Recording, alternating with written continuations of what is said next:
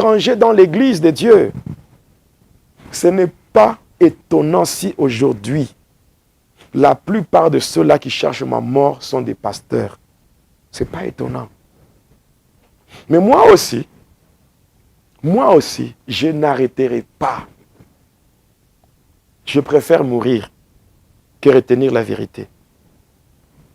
Je préfère mourir que retenir la vérité.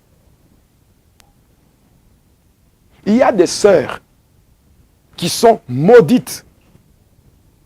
Comment une fille peut coucher avec son père? Ce n'est pas l'inceste.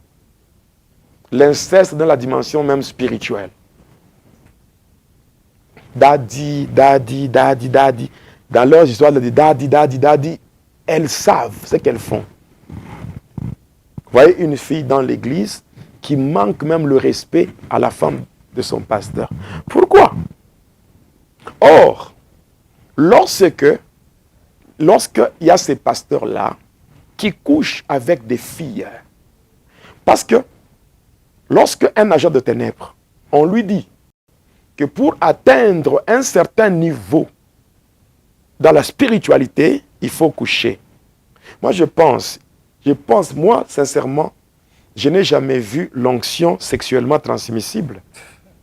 Je n'ai jamais vu cette onction. Parce que dans la sexualité, il y a une onction. Mais c'est ça, parce que quand on dit que pour atteindre un certain niveau élevé dans la spiritualité, il faut passer par les relations sexuelles. C'est quel type d'onction? Donnez-moi le mode de transmission de cette onction. Ce n'est pas le sexe. Donc c'est l'onction sexuellement transmissible. Ça n'existe pas. Il y a aussi la délivrance qui se fait par les sexes. Mais ce sont de telles personnes que le Seigneur doit... Téléspectateurs de la chaîne YouTube Jonas Lonkutumpa, la chaîne officielle, suivez désormais votre nouvelle émission Va et dis-leur. Va et dis-leur, c'est l'histoire d'une vie transformée par Jésus-Christ après avoir servi le diable pendant 25 ans. Va et dis-leur, c'est l'histoire du pasteur Jonas Lonkutumpa Yedidia, aujourd'hui serviteur de Dieu, jadis sataniste. Hormis le témoignage du pasteur Jonas, plusieurs thématiques seront abordées dans différents numéros de cette émission. Pour ne rien rater, abonnez-vous sur votre chaîne Jonas Lonkutumpa, la chaîne officielle. La vie est précieuse, la vie est unique. Le sage est celui qui choisit là où il y a la vie. Aimables internautes, aimables téléspectateurs, de partout où vous êtes, de partout où vous nous suivez, nous vous disons bonjour ou bonsoir, ça dépend de l'heure à laquelle vous êtes en train de nous suivre. Et vous comprenez déjà que c'est votre émission préférée, Va et dis-leur. Va et dis-leur, c'est cette émission de témoignage, cette émission qui vous réconforte, cette émission qui vous révigore, cette émission qui vous apporte plus de lumière en vous présentant Jésus-Christ de Nazareth, c'est lui qui règne d'éternité en éternité. Dans cette émission, nous recevons l'homme de Dieu, le pasteur Jonas Lonkutumpa Yedidia. En tout cas, c'est pratiquement son témoignage. Il est en train de rendre son témoignage dans cette émission Va et dis-leur. Ça fait vraiment longtemps depuis qu'on a présenté le dernier numéro de Va et dis-leur. Mais grâce à Dieu, on est là en séjour pour continuer avec l'homme de Dieu, le pasteur Jonas Yedidia, qui est avec nous sur ce plateau. Pasteur, bonjour. Bonjour frère Teddy. Vous allez bien? Oui, par la grâce de Dieu. Alors, ça fait vraiment longtemps, il y a des internautes qui nous écrivaient, il y a ceux-là qui réclamaient cette émission Va et dis-leur. Oui, c'est vrai, ça fait longtemps. Ça fait longtemps qu'on n'a pas été dans cette émission. Et la dernière fois, c'était le numéro 56 de Va et dis-leur. Mais aujourd'hui, par la grâce de Dieu, on est là parce qu'on avait un souci de santé. Donc voilà, le Seigneur a fait grâce. La santé est maintenant restaurée. Voilà pourquoi on est là. Voilà, grâce à Dieu, on est là. l'homme de Dieu, le pasteur Jonas, vient de dire, on est là, c'est ce qui est important, c'est ce qui est essentiel. Alors aujourd'hui, nous allons poursuivre cette belle émission Va et dis-leur. En tout cas, dites déjà à ceux-là, à vos proches, que le numéro 57 de Va et dis-leur va bientôt commencer. Vous tous qui nous suivez en direct, nous vous saluons et nous disons que l'Éternel Dieu vous bénisse. En tout cas, on est ensemble dans cette émission Va et dis-leur. Alors, à chaque numéro de Va et dis-leur égale des révélations. Chaque numéro a sa particularité. Je pense qu'aujourd'hui, l'émission d'aujourd'hui aura sans doute sa particularité. N'est-ce pas, l'homme de Dieu? Oui. Il y aura d'autres éléments que nous allons ajouter à notre témoignage, du moins les éléments qui n'ont jamais été donnés. On va chercher à expliquer d'abord pourquoi on n'a pas été là. Et de deux, on va donner quelques éléments de la Kabbale en rapport avec l'occultisme dans l'Église pour permettre aux enfants de Dieu d'être prudents et de ne pas tomber entre les mains des agents de ténèbres qui se font passer aujourd'hui comme les serviteurs de Dieu. Donc c'est vraiment très important à ce que les enfants de Dieu... Voilà, alors avant toute chose, étant donné que c'est une émission purement chrétienne, nous voulons recommander cette émission dans le nom du Seigneur et on va prier. Éternel notre Dieu, au nom de Jésus-Christ, par la puissance du nom de Jésus, nous te disons merci. Merci, toi qui nous as gardés durant tout ce jour. On a été absent pendant un long moment dans cette émission Va et dis-leur. Mais malgré notre absence, toi, tu continuais à veiller sur nous, à nous soutenir et à veiller sur nos familles. Au jour d'aujourd'hui et en ce moment précis, il t'a plu, ô Dieu, de nous orienter afin que nous puissions parler de ta part. Voilà pourquoi, sachant que ce que nous voulons parler de ta part, c'est témoigner ta gloire et dévoiler les œuvres de ténèbres. Nous avons besoin de ton assistance, de ton soutien et de ta puissance. Car notre ennemi, comme le diable, ne sera jamais content à ce que ses œuvres soient dévoilées. Dieu le Saint-Esprit, soutiens-nous, fortifie-nous, éclaire-nous afin que tout ce qui va se faire soit pour ta gloire. Que le sang de Jésus nous couvre, nous rende invisibles et que tout le trait enflammé de l'ennemi contre nos vies soit nul et sans effet au nom de Jésus. Que ce témoignage soit donné sous la mouvance du Saint-Esprit afin de toucher ceux qui sont en erreur, ceux qui se sont égarés et que tout le monde revienne sur le droit chemin afin de servir Jésus, afin de vivre dans une communion parfaite avec le roi des rois. Gloire te soit rendue, toi le véritable Dieu, au nom puissant et glorieux de Jésus. J'ai ainsi prié avec foi et action de grâce. Amen. Amen. Alors, aimable internaute, vous qui nous suivez de partout, nous rappelons que c'est l'émission Va et dis-leur et aujourd'hui nous sommes là dans ce numéro 57 de Va et dis-leur. Alors, pasteur, vous étiez en train de dire qu'il y a une raison pour laquelle il y a eu une trêve. Oui. Beaucoup de temps, Va et dis-leur, il y a eu certes des réclamations, mais en fait, on n'arrivait pas à tourner un autre numéro de Va et dis-leur. C'est vrai, mon frère, il y a eu beaucoup de choses. Cependant, je préfère d'abord lire la parole de Dieu afin de soutenir ce que nous allons donner comme témoignage aujourd'hui. Je suis dans l'épître de l'apôtre Paul aux Romains, le 8e chapitre et le verset 18, qui dit ceci. « J'estime que les souffrances du temps présent ne sauraient être comparées à la gloire à venir qui sera révélée pour nous. J'estime que les souffrances du temps présent ne sauraient être comparées à la gloire à venir qui sera révélée pour nous. » Je prends un deuxième livre. Je suis dans Colossiens, chapitre 2.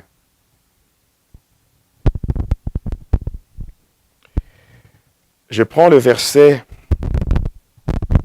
18.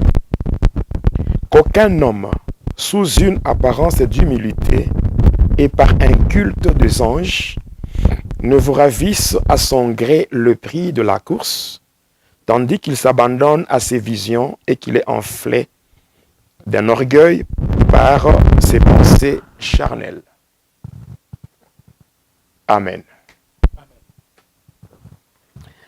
Je salue d'abord tous ceux-là qui nous suivent, tous ceux-là qui ont réclamé leur émission Va et dis-leur. C'est le numéro 57. C'est vrai, on a été absent. On a été absent. Ce n'était pas par rapport aux moyens matériels ou la dimension logistique, non. Mais c'était un souci de santé. Je l'ai toujours dit, et je ne cesserai jamais de le dire, que donner le témoignage comme je le fais, c'est un risque que je prends. Et je mets ma vie en danger pour servir le Seigneur. En principe, l'ordre ne se discute pas. L'ordre s'exécute. Quand vous voyez même le titre de cette émission, vous comprendrez que c'est l'impératif. Va et dis-leur. Le mot impératif traduit un ordre. Donc c'est un ordre que j'ai reçu de la part du Seigneur Jésus-Christ. Et là, je n'ai pas le droit de discuter l'ordre qui m'a été donné par Jésus. Tout ce que je peux faire, c'est obéir et exécuter. Alors, dans le souci d'exécuter cet ordre qui m'a été donné, je me retrouve maintenant exposé. Alors, la Bible dit, maudit soit celui qui retient la vérité captive. Il est aussi dit, celui qui cherchera à protéger sa vie la perdra. Mais celui qui perdra sa vie pour Jésus la retrouvera. Et étant déjà armé de cette pensée, je me dis, mieux vaut que je fasse la volonté de Dieu. Et la volonté de Dieu, c'est obéir à ce qu'il a dit.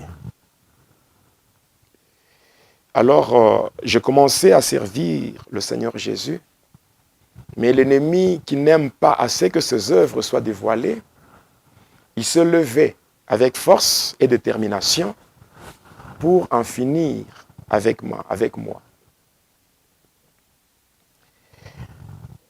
Alors, il est vrai que au jour d'aujourd'hui,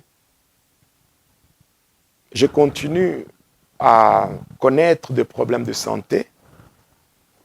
Si on peut bien parler, je suis dans la convalescence avec un régime alimentaire très compliqué par rapport à beaucoup de choses qui ont été endommagées dans l'organisme.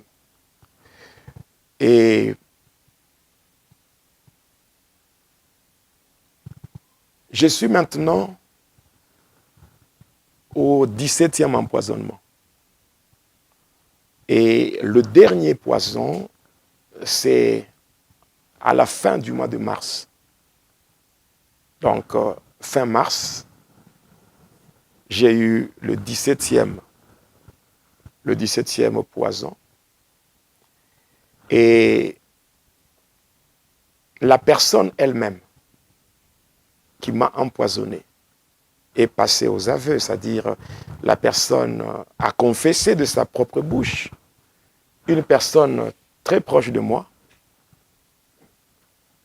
une personne que j'ai aidée en beaucoup de choses, et la personne a cité ses complices. Ses complices aussi des personnes que j'ai soutenues, que j'ai aidées. Voilà pourquoi la parole de Dieu nous dit « Le cœur de l'homme est mauvais. Nul ne peut le connaître. Il n'y a que Dieu, lui qui sonde le cœur et le rein, qui connaît vraiment ce qui se passe au-dedans de l'homme. Qu'est-ce qu'on peut faire dans ce monde? On ne peut que supporter. Supporter et endurer. Supporter cette souffrance, selon qu'il est dit.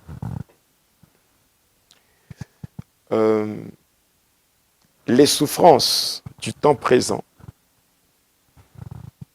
ne pourront pas être comparées à la gloire qui nous sera révélée dans le siècle à venir.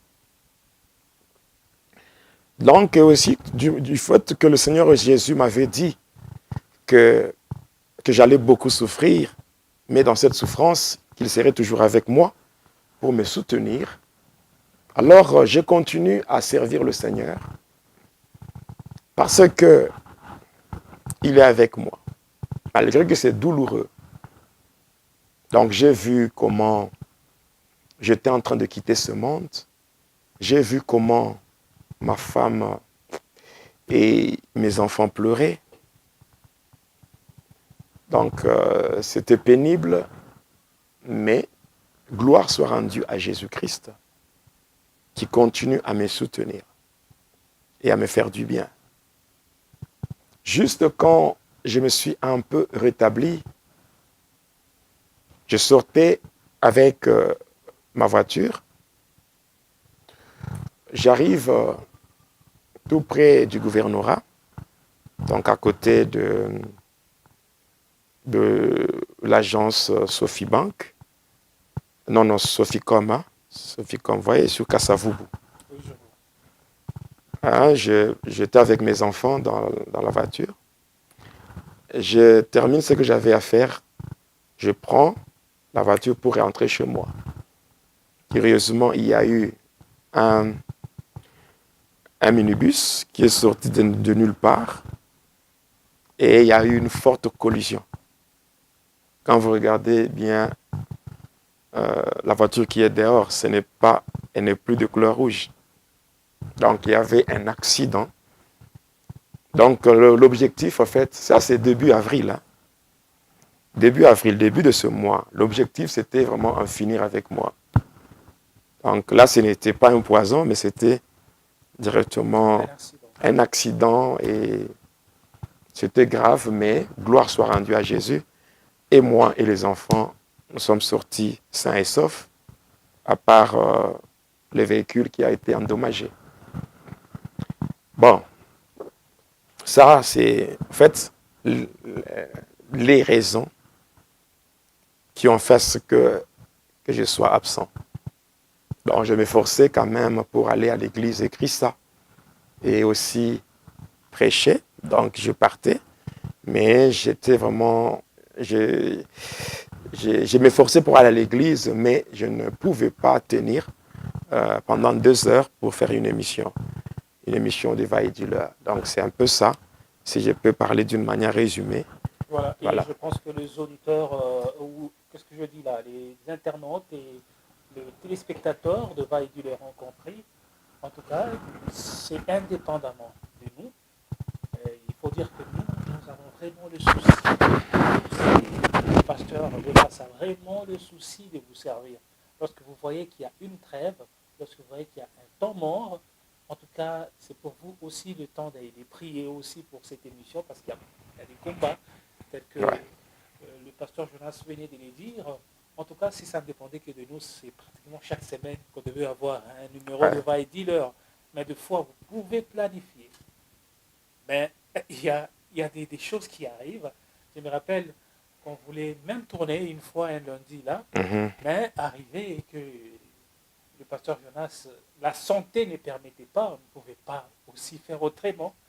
C'est ça. Donc lorsque la santé ne permet pas, et on est obligé de même ce matin, j'étais à l'hôpital. Il y a les produits qui sont là sur la table.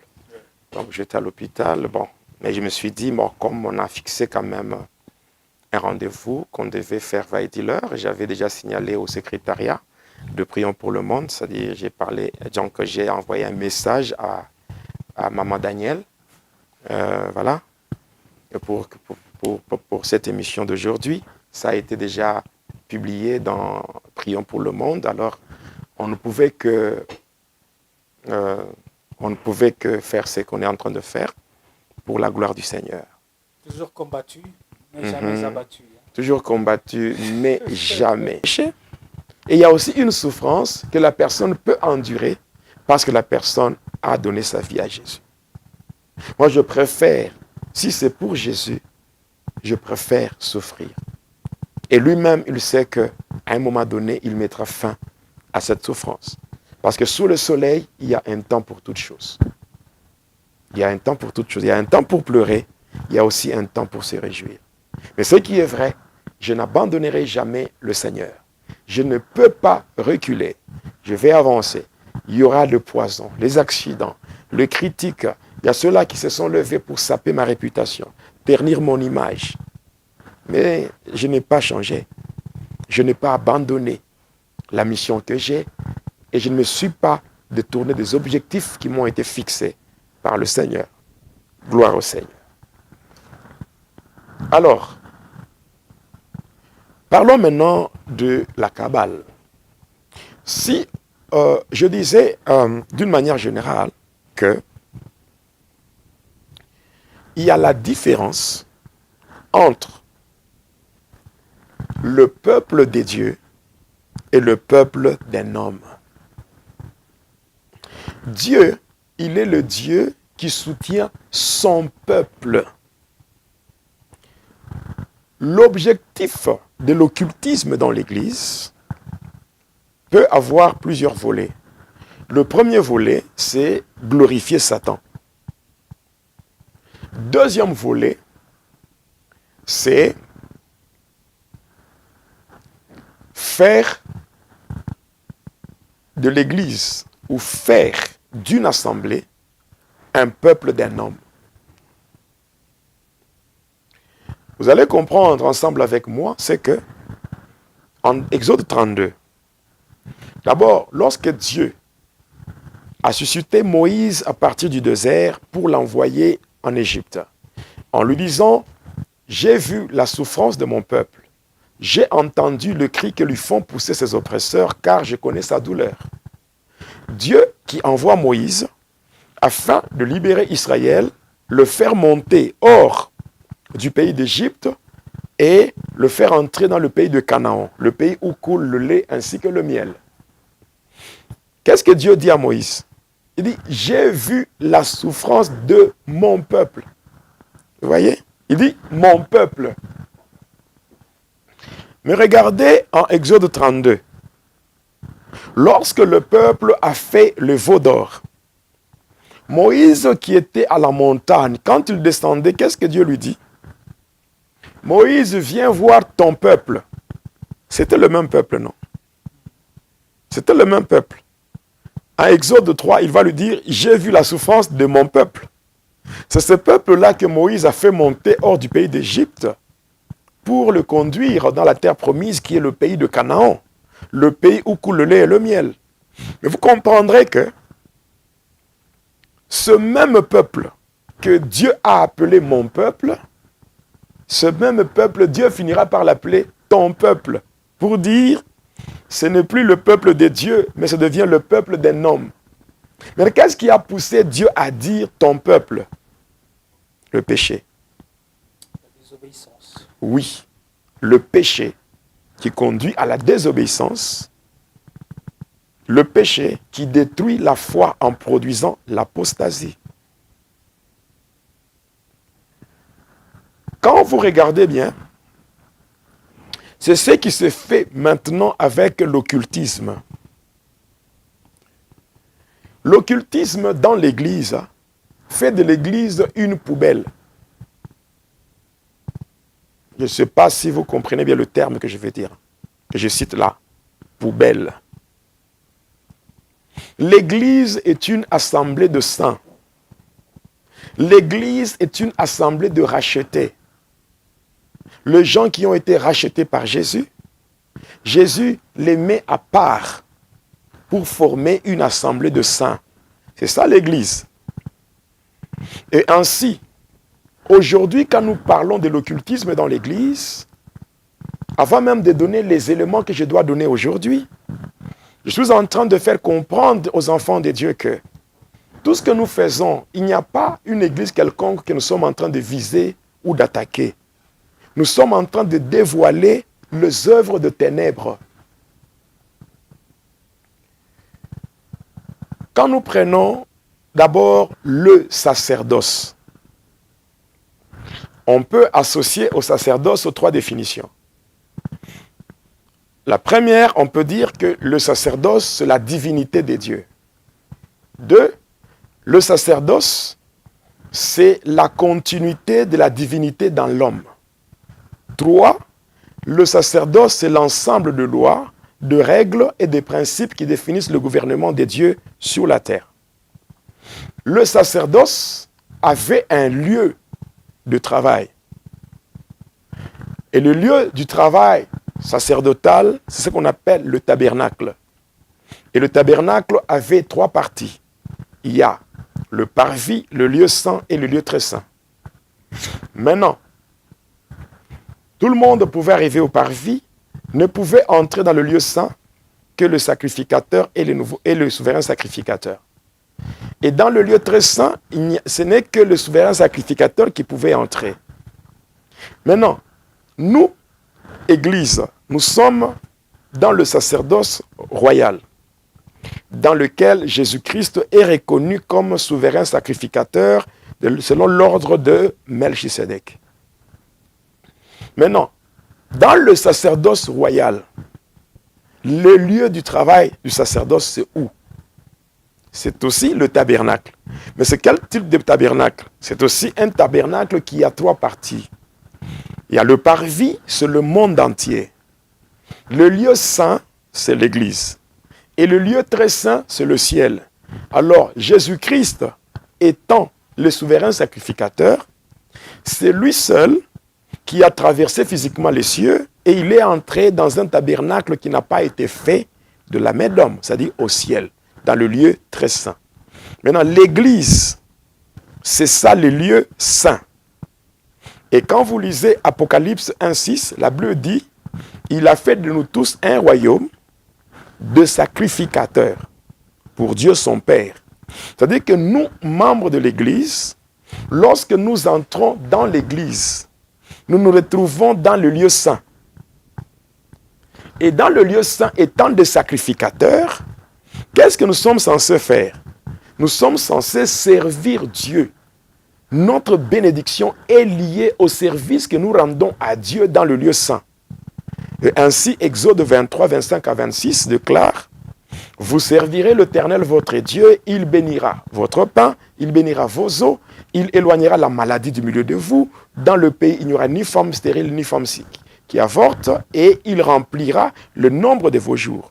En servant Dieu, nous sommes bénis. » Parce que selon Genèse 49, 25, il est dit, c'est l'œuvre du Dieu de ton Père qui t'aidera, et c'est l'œuvre du Tout-Puissant qui te bénira. Le bénédiction des cieux en haut, le bénédiction des eaux en bas, le bénédiction des mamelles ainsi que du sein maternel. Vous voyez que c'est... Donc il y a une liste de bénédictions liées à l'œuvre de Dieu. Maintenant, c'est-à-dire qu'avec la sainteté, lorsque vous commencez à appliquer dans le lieu saint des choses étrangères à la sainteté, ces choses deviennent directement ce qu'on appelle le feu étranger. Et le feu étranger cause la mort des sacrificateurs. Vous verrez dans la Bible, le fils du souverain sacrificateur, Aaron, il y avait Nadab et Abihu. Les deux avaient apporté sur leur brasier le feu étranger. Ces deux avaient connu la mort dans le lieu saint. Et maintenant, l'occultisme dans l'Église, c'est le feu étranger dans le lieu saint. En réalité, les choses que les gens voient aujourd'hui, il y a des gens qui croient aux soi-disant miracles. Mais cependant, ce miracle-là, ce n'est pas pour Dieu que ces miracles sont faits. Je ne sais pas si vous me comprenez. Ce n'est pas pour Dieu. Le miracle de Dieu glorifie Dieu. Mais le miracle satanique, c'est l'homme qui est glorifié au travers de ces soi-disant miracles. Parlant de miracles, qu'est-ce que Jésus dit dans Matthieu 7, à partir du verset 21? Le Seigneur Jésus dit ceci: ce n'est pas tous ceux-là qui disent Seigneur, Seigneur, Seigneur qui hériteront le ciel. Il y a ceux-là qui viendront auprès de lui pour lui dire, n'est-ce pas nous qui avons fait ça, ça, ça? Il leur dira quoi? Vous avez déjà lu cette portion d'écriture. Le Seigneur dit, allez dans le ténèbre du dehors, je ne vous ai jamais connu, vous qui pratiquez l'iniquité. Donc il y a certaines choses que les hommes peuvent tolérer, mais qui ne sont pas tolérées par Dieu. Oui, je suis clair et je pèse bien mes mots. Il y a certaines choses qui sont tolérées par des hommes, mais qui ne sont pas tolérées par Dieu. Que servirait à un homme de gagner le monde si à la fin il perdait son âme? Nous devons savoir que même si nous sommes des serviteurs de Dieu, même si nous servons Dieu, nous ne sommes pas dans les églises pour prêcher aux autres afin d'aller au ciel. Nous aussi, nous avons un ciel à gagner et un enfer à éviter. Il n'y a que ceux-là qui servent Satan et ceux-là qui ont transformé l'Église comme une source lucrative, qui font du n'importe quoi au sein de l'Église. L'Église n'est pas n'importe quoi. L'Église, c'est un lieu saint. Et lorsqu'on introduit le feu étranger dans le lieu saint, automatiquement l'Église devient une poubelle. Or, la poubelle ne dégage qu'une mauvaise odeur. Alors, parlons un peu de ces éléments qui sont basés au fait sur la séduction. Parce que nous, quand on servait le diable nous apprenait beaucoup d'appâts. Comment créer les appâts pour attirer les gens dans le piège de Satan. Comment faire des appâts pour piéger les enfants de Dieu, pour voler leurs âmes, pour voler leurs étoiles. Le vol d'étoiles existe. Le vol d'étoiles existe et l'emprisonnement des âmes existe. Il y a des gens qui sont dans des églises, mais dont les âmes sont déjà prisonnières de Satan à cause de soi-disant miracles et de soi-disant pratiques. Quand vous lisez bien la parole de Dieu dans Colossiens 2,17, on dit clairement, les pratiques, toutes ces choses, c'était l'ombre des choses à venir, car la réalité était cachée en Christ. Donc, on peut comprendre la réalité à partir de l'ombre. Voyez? Donc, il y a des choses que nous pouvons appeler l'ombre, mais ces choses-là avaient précédé pour que la réalité arrive en son temps. Et quand le temps de la réalité arrive, c'est qu'on doit mettre fin à l'ombre. Les choses qui s'est passées dans le sacerdoce lévitique, qui étaient basées sur les pratiques et les rituels, ces choses ne sont plus d'actualité dans le sacerdoce royal. Le sacerdoce royal est basé sur la spiritualité et il n'y a que la Sainte Seine et le baptême qui sont au fait reconnus. Voilà. Mais les autres ici, c'est tout simplement le sacerdoce inspiré. On prend quoi? On prend le sacerdoce lévitique, on fusionne avec la Kabbale. Et ainsi, tous ceux-là qui pratiquent l'occultisme dans l'Église, ils sont appelés premièrement à connaître les généralités de la Kabbale. Même ceux-là qui sont dans la magie sainte, même ceux-là qui sont dans l'ordre de Melchisédek, c'est-à-dire l'ordre de la lumière dorée de Melchisédek. Ceux-là qui font des bruits avec des termes juifs, Hanouka, ou bien... Donc, il y a des termes que les gens utilisent pour baptiser leurs actions spirituelles. Voilà. Alors, toutes ces choses-là, les gens font ça. Ils font ça. En fait, ça vient tout simplement de la Kabbale. Ça vient de la Kabbale. Donc, on ne peut pas parler de l'occultisme dans l'Église sans faire allusion à la Kabbale. Donc, oui, donc là quand il est question de faire l'occultisme, oui, on doit nécessairement recourir à la Kabbale. Pourquoi? Vous allez lire dans la Bible, il est écrit ceci. Vous faites les choses que vous ne connaissez pas. Le salut vient des Juifs. Le salut vient des Juifs. Ça veut tout simplement dire que les Juifs, en fait, Israël ou les Juifs en général, les Juifs représentent un peuple que Dieu avait choisi comme une référence.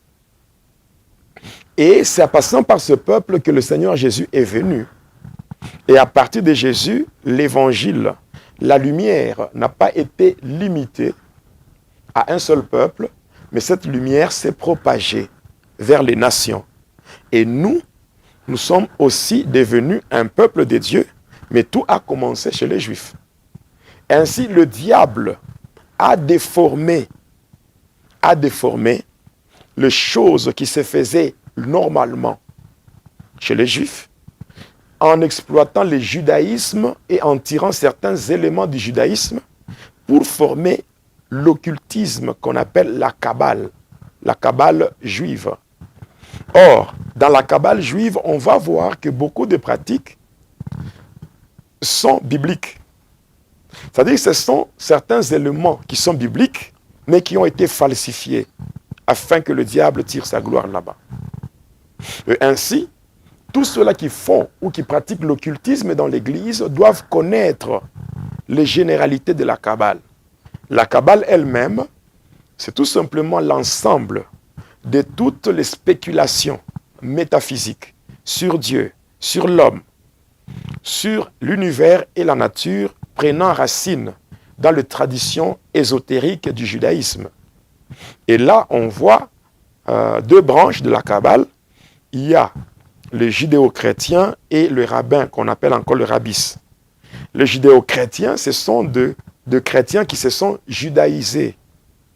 Et il y a aussi le rabbin ou le rabbis, ce sont des kabbalistes, mais qui ont découvert le mode opératoire des anges.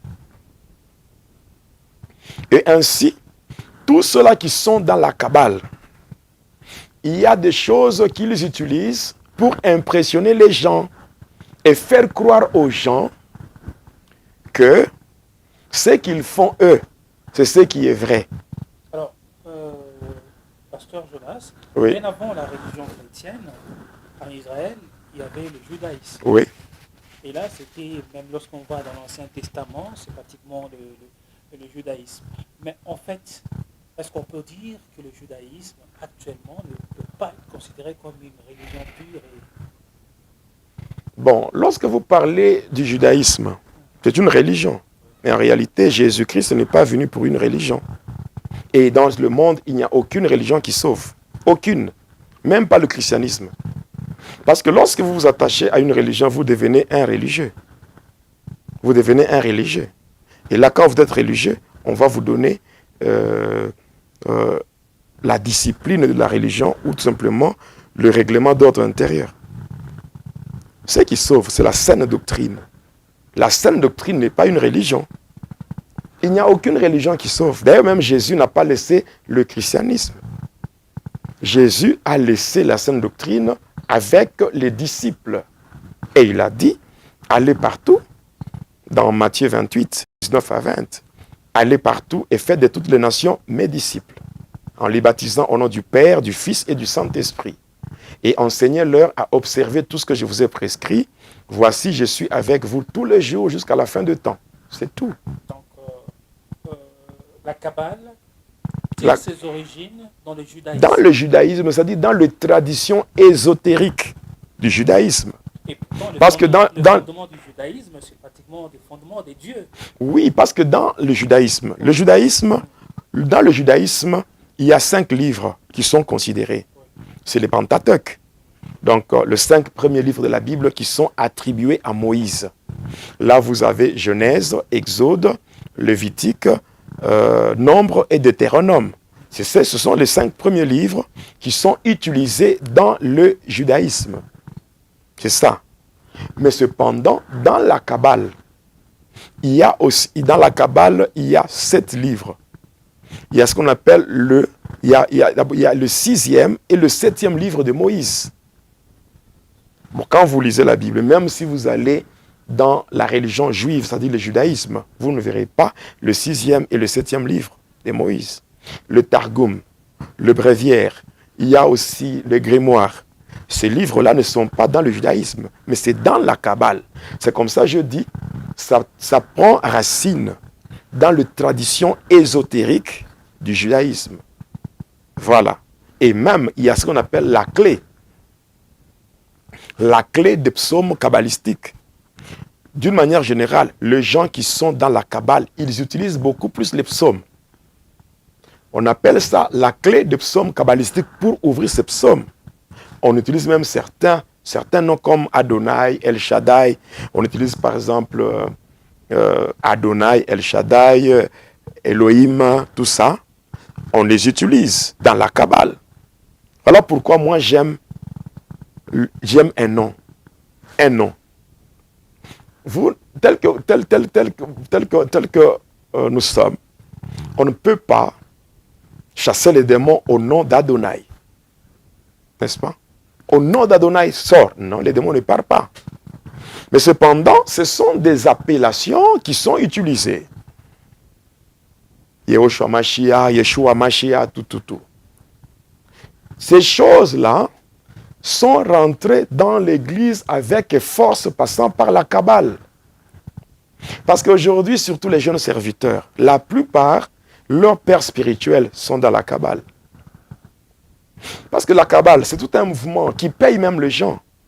Il y a des pasteurs qui ont des salaires passant par la Kabbale. On leur donne des salaires, on les paye. Donc c'est toute une organisation, oui. Et qui recrutent même des pasteurs. Il y a des pasteurs qui se sont retrouvés dans la Kabbale parce qu'ils ont été recrutés. Moi-même, quand j'étais agent de ténèbres, combien de pasteurs j'avais recrutés? Combien de pasteurs à qui j'avais donné de puissance et de pouvoir satanique? Beaucoup. De mouchoirs, de parfums et tout. Et qui sont là en train de passer jusqu'à aujourd'hui. Mais il y a un que j'avais rencontré à Kolwezi et qui m'avait aussi invité d'aller témoigner dans son église. Et je lui avais même dit, si tu veux que je témoigne dans ton église, alors accepte qu'en témoignant, que je puisse aussi te citer que pendant que j'étais dans le mal, même ce votre pasteur ici m'avait sollicité pour un pouvoir. Et là, il s'est mis à rire et puis bon, on s'est séparés comme ça. Voilà. Alors, lorsque nous étions dans le satanisme, il y a des choses qui se faisaient. Passant par les enseignements de la Kabbale, ce sont ces enseignements qui sont en train maintenant d'être donnés dans certaines églises ou qui sont en train d'être donnés à certains serviteurs qu'on veut initier. Le premier, c'est celui-ci. L'onction se trouve dans les os, les ossements. Voilà. L'onction, c'est parce que la Kabbale, le diable, il est tellement rusé. Il est rusé. Voilà pourquoi les enfants de Dieu doivent faire très attention. Très attention, pourquoi? Parce que le diable utilise la parole pour tromper les enfants de Dieu. Quand nous lisons Josué 1,8, il est dit que ce livre de la loi ne s'éloigne point de ta bouche. Médite-le jour et nuit pour agir fidèlement selon ce qui est écrit. C'est ainsi que tu réussiras et tu auras du succès dans ce que tu entreprendras. L'onction se trouve dans les os.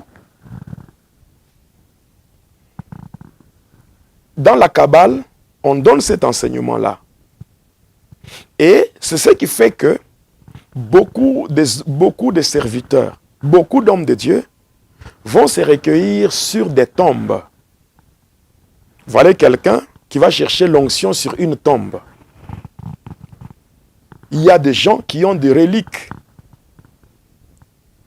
Ces reliques-là, ce sont, en général, ce sont les parties donc les parties du corps de quelqu'un, qui est déjà décédé. Le relique. Voilà. Quelqu'un qui est déjà décédé, mais on retient les parties de son corps. Vous allez voir, cet enseignement-là de la Kabbale est basé sur quoi? Joseph, le fils de Jacob, qui avait fait que sa famille le rejoigne en Égypte lorsqu'il y avait la famine. À partir de là, Joseph, lorsqu'il était bien positionné, il avait dit à son peuple, à ses frères, Dieu vous visitera. Et lorsqu'il sera question de quitter pour aller, n'oubliez pas mes os. Vous prendrez mes os et vous partirez avec. Vous voyez? Lorsque vous lisez l'histoire de la résurrection d'un homme, du temps du prophète Élisée, lorsqu'on était en train d'enterrer un homme, alors, il y avait une troupe de Moabites qui était arrivée. Maintenant, les gens qui enterraient, voyant les Moabites qui venaient, ils avaient jeté le corps pour se sauver. Et le corps était tombé dans le sépulcre d'Élisée. Et le corps avait touché les ossements d'Élisée. Automatiquement, il a repris vie. Voyez. Et là, ils disent que l'onction est dans les os. C'est-à-dire qu'Élisée, même s'il était mort, mais ses os gardaient encore l'onction. Voilà pourquoi il y a des gens qui vont sur des cimetières. Oh, telle personne était un serviteur de Dieu, une servante de Dieu. Comme la personne est déjà décédée, je peux me recueillir sur sa tombe et récupérer la puissance, l'onction qui est dans ses os. Même si lui-même est déjà décédé, mais cependant, dans ses os, il y a l'onction. Alors, vous étiez aussi dans l'occultisme, parce que c'est un aspect vraiment que nous constatons dans le sorcier et consorts. Vous savez, il recourt toujours aux os. Oui. Même dans des incantations. Oui. Alors, est-ce que cette affirmation-là est vraie? Est-ce qu'il y a-t-il une puissance dans les os de quelqu'un après sa mort? Non. Il n'y a pas une puissance. Il n'y a pas une puissance. Mais on voit déjà, parce que même de grandes personnalités, Ouais. Lorsque quelqu'un meurt comme ça, et si c'était une personne très puissante sur la terre, influente, vous sentez que l'on cherche par où on peut cacher même son corps pour éviter qu'il puisse y avoir par après de gens pour aller se recueillir et chercher à faire des incantations. Non, le problème c'est tout simplement ceci. Dans l'occultisme ou bien dans la magie, il y a certaines cérémonies qui se font avec certaines parties du corps, les parties intimes en particulier. On les utilise pour faire certaines cérémonies. Mais cependant, lorsque un soi-disant homme de Dieu va se recueillir sur une tombe, par exemple, quelqu'un dit « J'étais sur la tombe de Catherine Kuhlman », vous voyez, pour récupérer l'onction. Non, ce n'est pas l'onction. C'est-à-dire qu'il y a des incantations que la personne fait pour être en contact avec une puissance satanique. Oui. On peut se servir d'un mort dans une pratique liée à la nécromancie pour entrer en contact avec le monde des esprits. Donc, ces gens qui font de telles pratiques, ce sont des satanistes. Ce n'est pas qu'ils vont chercher l'onction dans les os qui se trouvent dans des tombes, mais ils vont seulement chercher la puissance satanique. Mais ils justifient cette bêtise-là en disant que, voyez, Élisée était décédé, mais un mort, donc quelqu'un qui était déjà un cadavre, lorsqu'on l'avait abandonné pour fuir devant une troupe de Moabites, le fait que ce corps avait touché les os, automatiquement ce corps avait repris vie. Donc il y avait une onction dans ces os. Et les gens qui ne comprennent pas ça, qui ne comprennent pas. Ils peuvent se mettre à acclamer et ils peuvent aussi se mettre à imiter de telles histoires. Or, ce sont des abominations qu'on a introduites dans le lieu saint. Et j'ai vu, on m'a parlé d'un pays là où il y a dans des marchés où on peut trouver un peu des restes du corps humain. Ouais. Et lorsque tu pars chez un devin pour des incantations, il t'envoie au marché pour chercher Ouais. le reste du corps humain et faire des incantations. Oui, ça se fait. Ça se fait. L'église, c'est un lieu saint. Et quand nous venons servir Dieu à l'église, c'est-à-dire que nous devons d'abord connaître que le Dieu que nous servons, il est saint. Et nous le servons dans un lieu saint. Donc le service que nous devons rendre à Dieu doit aussi être un service saint. Quand nous lisons 1 Pierre chapitre 1er, versets 15 à 16, la Bible dit ceci: « Puisque celui qui vous a appelé est saint, soyez aussi saints dans toute votre conduite, selon qu'il est dit, vous serez saints car je suis saint. » On ne peut pas apporter le feu étranger dans un lieu saint. Ça cause la mort. C'est ça. La deuxième des choses, ou un deuxième enseignement qui est donné toujours à partir de la Kabbale, c'est que le secret pour expérimenter l'abondance de la grâce de Dieu dans notre vie, il faut beaucoup pécher. Le secret pour expérimenter l'abondance de la grâce de Dieu, il faut beaucoup pécher. Vous savez, l'église, moi j'ai toujours dit, vous voyez, quand je suis à écrire ça, en train de prêcher, moi je ne joue pas avec le péché. Je ne sais pas si vous m'avez déjà suivi en train de prêcher et en train de cajoler les gens qui vivent dans le péché. Je ne pense pas. Le péché, c'est un poison qui détruit la bénédiction. Je répète encore, le péché est un poison qui détruit la bénédiction. Une église dans laquelle le péché est toléré, c'est une église de Satan. Quelqu'un peut quitter le monde, il vient à l'église. N'est-ce pas? Quand quelqu'un quitte le monde et qu'il vient à l'église, là, premièrement, il vient tel qu'il est. Mais à la lumière de la parole de Dieu, quand il écoute la parole de Dieu, mais cette parole doit transformer la personne. Actes des Apôtres, chapitre 2, verset 37, et on descend. Après avoir écouté ces discours, ils furent vivement touchés. Et ils disent à Pierre, « Homme, frère, que ferons-nous » Pierre dit, « Mais repentez-vous de vos péchés, et vous serez baptisés, et vous aurez le don du Saint-Esprit. » Comment? Vous savez, Paul dit, « Là où le péché abonde, la grâce surabonde. » Mais Paul dit encore, « Ce n'est pas parce que la grâce abonde que nous devons vivre dans le péché. La grâce n'est pas là pour que les gens vivent dans le péché. La grâce est là pour nous montrer que, en principe, le salaire du péché, c'est la mort. Mais nous qui devrons mourir à cause de nos péchés, il y a quelqu'un qui est venu mourir à notre place. Il a connu une mort substitutive. C'est ça la grâce. La grâce, c'est tout simplement le fait d'accepter que Jésus est mort à notre place.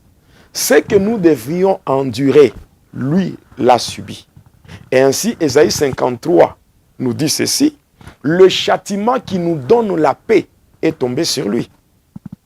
Et la réaction normale pour nous devant Jésus, c'est quoi? C'est vivre maintenant dans la crainte de Dieu, pour dire merci à celui qui est mort à notre place. La grâce n'est pas là pour dire que non, continuons à pécher parce qu'il y a la grâce. Non, la grâce, elle est trompeuse. C'est ce que la Bible dit. Donc, pourquoi maintenant on donne cet enseignement? Vous allez voir, on tolère le péché.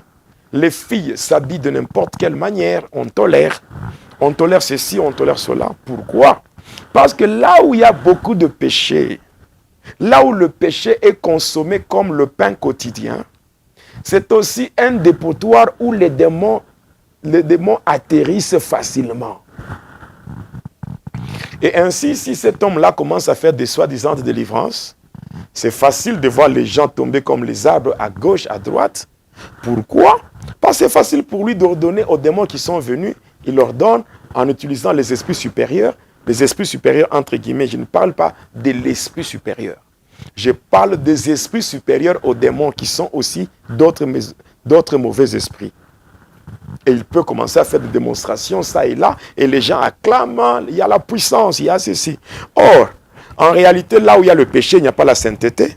Et là où il n'y a pas la sainteté, c'est facile pour que les démons prennent possession ou qu'ils trouvent logement dans les corps ou dans les vies des gens. C'est comme ça. Donc, ça, il y a des démonstrations. Parce que vous savez, lorsque on vous parle de l'abondance du péché, qui tire gloire? C'est Dieu. Le péché est dans le monde, n'est-ce pas? Lorsque vous quittez le monde, vous donnez votre vie à Jésus. Ce n'est plus pour pécher. On ne peut pas quitter le monde pour venir pécher dans l'église. Maintenant, comment est-ce qu'on peut pécher dans l'église de Dieu? Lorsqu'on commence à pécher dans l'église, c'est qu'on n'a même pas compris le sens ou la signification réelle du mot église. L'église, c'est une assemblée de mise à part. Les gens qui étaient dans la foule, qui ont été rachetés et qui ont été mis à part pour le Seigneur. Maintenant, comment est-ce qu'on peut commencer à pécher et à tolérer le péché dans l'église de Dieu? Cet enseignement-là vient du diable. Un autre élément très dangereux qui est dans l'église, c'est la sortie du corps. La sortie du corps. Dieu, quand vous prenez Ézéchiel 37, vous comprendrez que Dieu lui-même avait transporté Ézéchiel en esprit pour l'amener dans un milieu où il y avait les ossements desséchés, la vallée des ossements desséchés. Est-ce que Ézéchiel était parti seul? Un frère te dit. Non. Ézéchiel, il se concentre comme ça. Lui-même, il part dans ces lieux-là. Non, c'est Dieu qui peut transporter une personne et l'amener dans dans l'extase. On peut parler de l'extase. Mais lorsqu'on commence à vous montrer des formules qui peuvent vous permettre de sortir de votre corps et aller à la rencontre des autres esprits, c'est l'occultisme qu'on est en train de vous apprendre et on est en train de vous initier aux pratiques sataniques. Là où on dit que non, par des pensées, tu peux arriver à aller à un autre endroit et en tant qu'un être spirituel, on peut faire un voyage comme ça. Le voyage. Ouais. Je te dis. Il faut faire très attention avec l'occultisme dans l'église. Prier, c'est quoi? Il y a 3 éléments importants à savoir. C'est que l'homme a un corps, il a une âme et il a un esprit. Et chaque composante de l'être humain a sa nourriture. La nourriture du corps, c'est le manger et le boire. La nourriture de l'âme, c'est la parole de Dieu. Et la nourriture de l'esprit, c'est la prière. Et ainsi, quand vous priez, c'est au fait l'esprit de l'homme qui va rencontrer l'esprit de Dieu. L'homme, en priant, il s'approche de Dieu. Car il est dit, Dieu est esprit, et il faut que ceux qui s'approchent de lui s'approchent en esprit. Quand vous vous approchez de Dieu dans la prière, maintenant Dieu aussi va s'approcher de vous par votre caractère. C'est ce qu'on appelle le code d'honneur de la prière. C'est-à-dire, l'homme honore le charisme, mais Dieu honore le caractère. Lorsque je m'approche de Dieu par la prière, Dieu voyant l'état de mon cœur, il s'approche aussi de moi. Et ainsi, quand vous lisez 1 Corinthiens 6 et le verset 17, il est dit, celui qui s'attache au Seigneur, il est avec lui un même esprit. Il est avec lui un même esprit. Lorsque l'esprit de l'Éternel saisit l'esprit de l'homme, C'est là que l'Éternel lui-même te transporte en esprit pour t'amener là où lui veut. C'est ça. L'Éternel me transporta en esprit, c'est-à-dire l'Esprit de Dieu touche son esprit, car il est dit, l'Esprit de l'Éternel te saisira. Lorsque l'Esprit de l'Éternel te saisit, ce n'est pas toi-même qui quitte, c'est l'Esprit de Dieu qui t'amène. Et ça, il n'y a pas une formule pour y arriver. Alors, que diriez-vous de cette formule-là? Par exemple, quelqu'un qui est en train de prophétiser, Oui. il dit, je pars déjà de chez toi. Mhm. J'entre dans ta maison. Mhm. J'entre dans ton salon. Mhm. Et je vois, il y a quelque chose là, à côté. Mhm. Ça, c'est normal ou c'est pas normal? Écoutez, Paul dit ceci. Ne méprisez pas les prophéties, mais examinez toutes choses. Et retenez ce qui est bon. Ce qui est bon. N'est-ce pas? C'est-à-dire qu'il y a des ajouts. Il y a aussi, dans l'occultisme, je vais y arriver, il y a des prophéties sataniques. Dieu, il ne faut pas que ce soit comme un jeu. Tu as quel âge? Tu as 26 ans. N'est-ce pas? Dieu ne peut pas perdre son temps en venant te prophétiser par rapport à ton âge. Je ne sais pas si vous comprenez. Toi, ton soulier, c'est quelle pointure? Dieu me dit c'est 43. Bon, il y a certaines choses qui sont vraiment comiques. Je dis bien comiques. Mais il y a aussi 3 principes occultes qu'il faut vraiment maîtriser. Parmi ces principes-là, il y a le premier principe,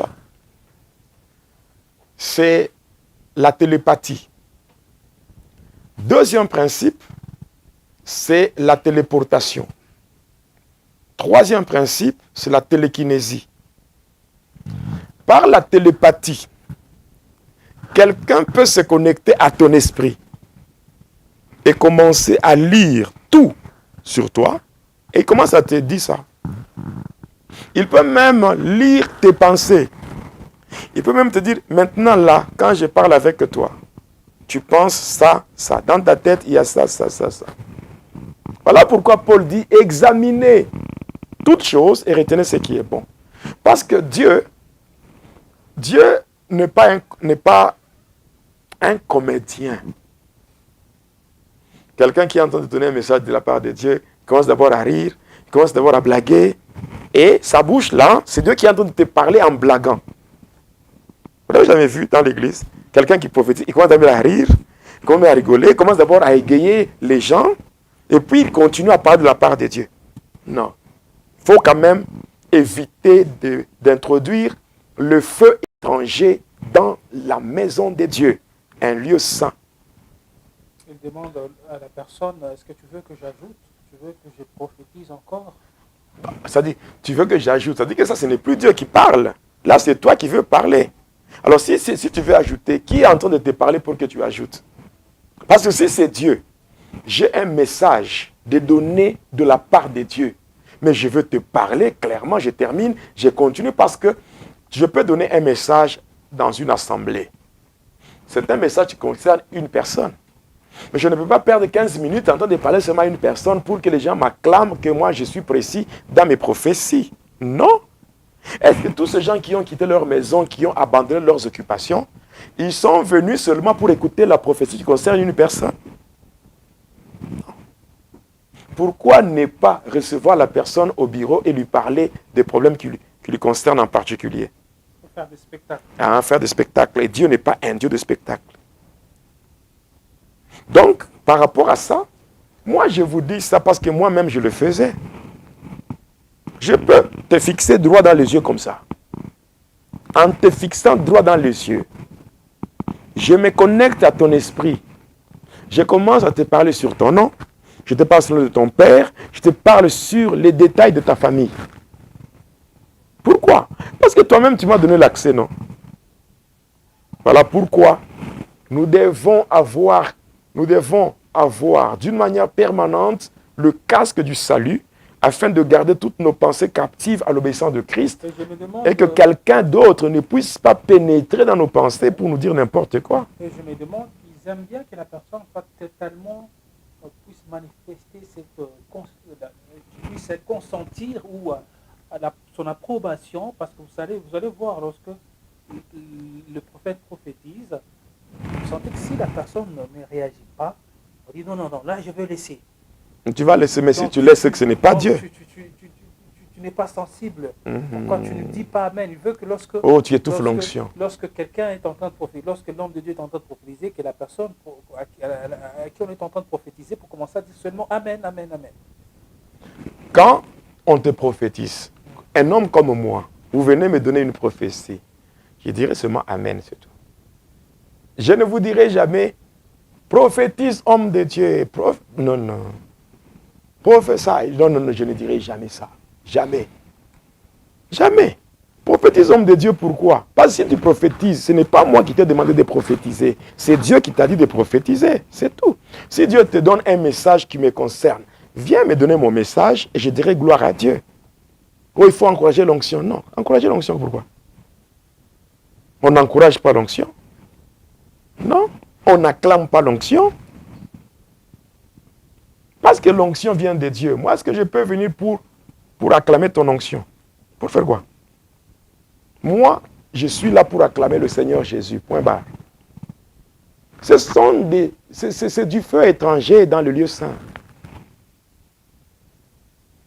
Bon, quand tu parles comme ça, tu veux que je te jette des fleurs, ou bien je te fasse des éloges, et pour que ça fasse quoi, au final? Que ça fasse quoi? Si tu as parlé de la part de Dieu, je dirais gloire à Dieu. Insiste, homme de Dieu, prophétise, homme de Dieu, mais pour faire quoi? Et on sent que... C'est ça qu'on appelle, hein, des choses pareilles. Dieu, quand il regarde de telles abominations, Dieu dit, ton peuple, pas mon peuple. Le peuple de Dieu, c'est un peuple saint parce que le Dieu qui a appelé ce peuple-là, il est un Dieu saint. On ne peut pas ajouter des fantaisies et des comédies. Pour la plupart qui sont déjà dans l'occultisme, pour masquer leur occultisme-là, pour masquer leurs histoires, afin qu'on ne découvre pas qu'ils sont en train de parler de la part de démons, ils commencent à masquer en faisant un peu de comédie, un peu de blague. Hein, les gens commencent un peu à s'égayer, commencent un peu à rire, et après ils reprennent. Prophétiser n'est pas un signe que tu es un serviteur de Dieu, parce que même les féticheurs, lorsqu'on joue au tam-tam, à un moment donné, ils entrent en transe et ils commencent à parler de la part des esprits. C'est clair.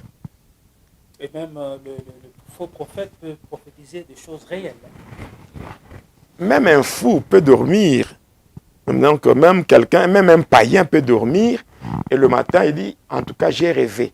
Il te donne un rêve, quelque temps après ce rêve-là se réalise. Ce n'est pas pour autant que ce païen devient prophète. Non. Bon, imagine-toi, si moi, je me connecte à ton esprit. D'abord, c'est parce que tu es faible. N'est-ce pas? De deux, quand je commence à lire, les choses que je te dirai, toi-même, tu es sûr que ce sont des choses vraies, non? Pas si j'ai épuisé ça chez toi. De par la téléportation, on a vu les gens faire sortir de l'argent dans des portefeuilles, des mégabytes, des unités dans des téléphones. N'est-ce pas? C'est la téléportation. Il y a la télékinésie où quelqu'un peut commencer à manipuler une personne en termes de délivrance en faisant certains gestes avec sa main. Quand je fais ça, la personne tombe à distance en faisant des gestes, tout ça. Ça, c'est la Kabbale. Même les catcheurs font ça. On a vu le catcheur Edding qui faisait des choses à distance et les gens tombaient. Ce n'est pas différent de ce que les soi-disant hommes de Dieu font aujourd'hui.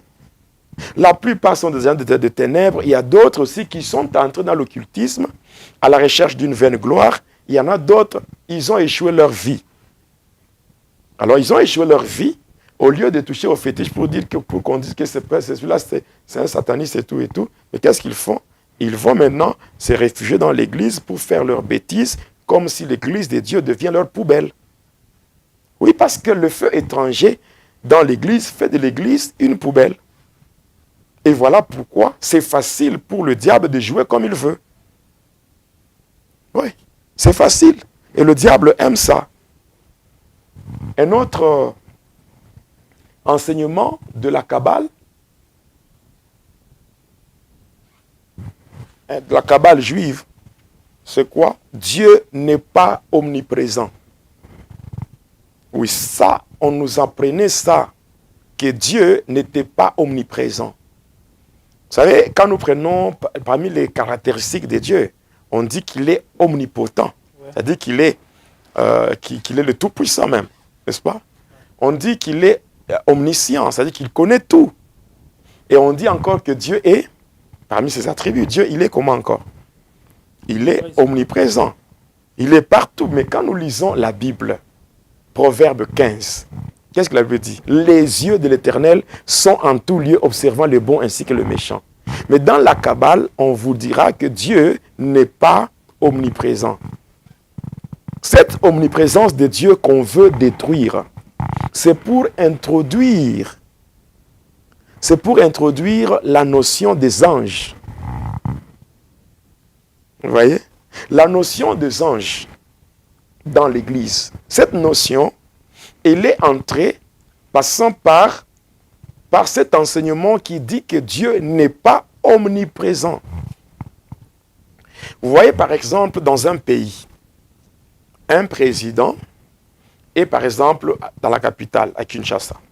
Il y a un problème à Lubumbashi, n'est-ce pas?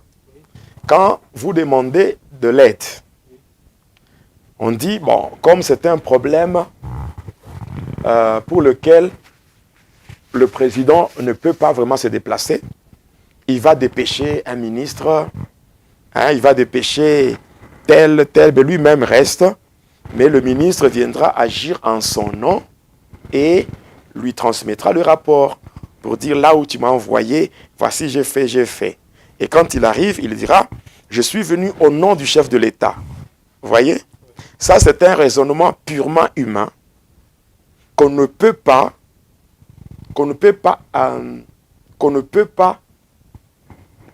pratiquer dans les choses de Dieu. Les anges, ce sont des esprits envoyés par Dieu pour exercer un ministère en faveur de ceux qui doivent hériter du salut. Mais les anges, on les envoyait par Dieu. Mais malgré qu'ils étaient envoyés, Dieu était avec eux. Dieu étant omniprésent, il est partout. Il contrôle toutes choses. Mais en notre temps ici, lorsque on vous dit que Dieu n'est pas omniprésent, c'est pour dire nous pouvons invoquer les anges de Dieu.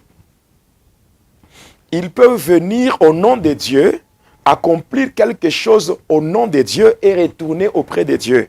Comme si Dieu ne voyait pas ce que les anges vont faire, et ce sont les anges qui vont monter pour lui transmettre le rapport. C'est ça, c'est cet enseignement-là. C'est comme ça que, facilement, ils disent, j'active les anges. Vous voyez? D'abord, les anges, on ne peut pas les activer. Pourquoi? Parce que les anges ne sont pas et ne seront jamais au service de l'homme. Quand vous lisez bien Hébreux 1,14, il est dit, les anges ne sont-ils pas des esprits au service de Dieu, envoyés pour exercer un ministère en faveur de ceux qui doivent hériter du salut? Les anges ne sont pas au service de l'homme. Les anges sont au service de Dieu. Voilà pourquoi avec ça, il y a des anges dont les noms ne sont jamais cités dans la Bible. Mais ces anges-là, je vois mon ange gardien et mon ange ceci. Il y a 5 anges qui sont entrés. Mes anges viennent d'arriver. Et tout et tout.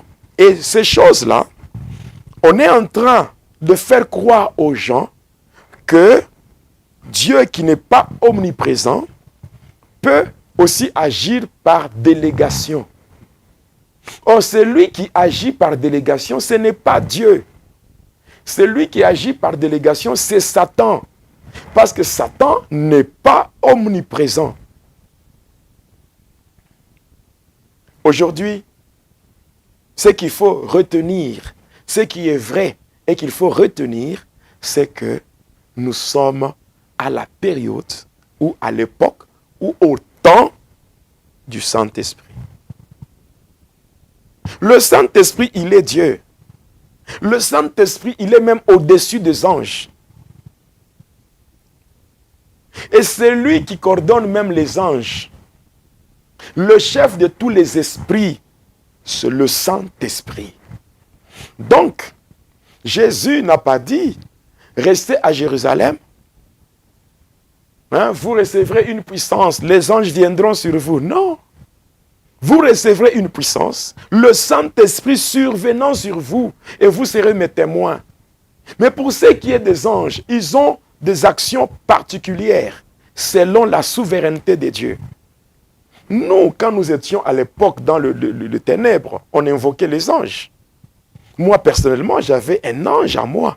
Je pouvais l'invoquer. Mon ange gardien, c'était Némadel. Il pouvait venir.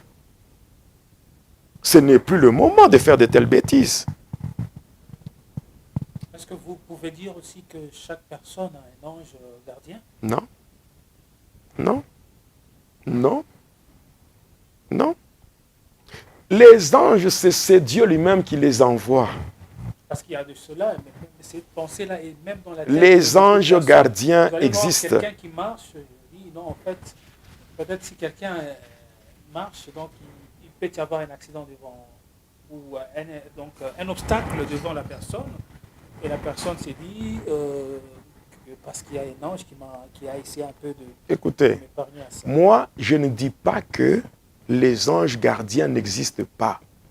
Moi, je dis l'ange gardien d'une personne, pour dire que, en particulier, j'ai mon ange qui marche avec moi et je peux même l'appeler, il vient, je lui dis ce qu'il doit faire. Non, non. Les anges, n'est-ce pas? Les anges gardiens existent et Dieu peut les envoyer. Vous pouvez marcher, vous n'êtes pas obligé de savoir nécessairement qu'il y a un ange. Mais par la foi, sachez qu'il y a un ange avec vous. Vous voyez quand il est dit dans le psaume 34 et le verset 8, l'ange de l'Éternel campe autour de ceux qui craignent Dieu pour les arracher au danger. Ici, c'est la théophanie et la christophanie, c'est-à-dire l'apparition d'un ange, l'apparition de Dieu sous forme d'un ange. L'ange de l'Éternel, c'est Dieu lui-même. Oui. Mais à ce moment-là, quand il commande l'armée du ciel, on l'appelle Sabaoth, n'est-ce pas? C'est lui-même qui commande et qui place les anges selon sa souveraineté. Un ange peut être là pour vous secourir, mais ce n'est pas vous qui l'avez placé là. Ce n'est pas vous qui l'avez invité. C'est Dieu lui-même qui envoie ses anges. D'ailleurs, en dehors des anges dont les noms sont cités et mentionnés dans la Bible, si vous entendez quelqu'un qui vous dit « Je vois ange tel, Aziel, je vois Uriel, je vois tel », ce ne sont pas les anges de Dieu, ce sont les anges de la Kabbale, ce sont les démons qui sont déjà invoqués. Désormais, ce qui est vrai. Parce qu'il y a eu, quelqu'un m'a parlé d'un catalogue là où il y a le nom des anges. Non, non, ce sont les anges de la Kabbale. Oui, on les appelle le 72 génies de la Kabbale. Oui, moi quand j'étais dans le mal, je connaissais même les cristaux, même le Pierre a utilisé pour invoquer tel ange, tel ange, tel ange. Il y a les anges, les archanges, il y a les Métatrons, il y a Gabriel, Michael, de ce monde-là, ça existe aussi. Ça existe aussi. Et il y avait des pierres et des cristaux qu'il fallait utiliser pour les invoquer et tout ça. Il y a toute une liste de ces anges-là. Donc Dieu, il est omniprésent.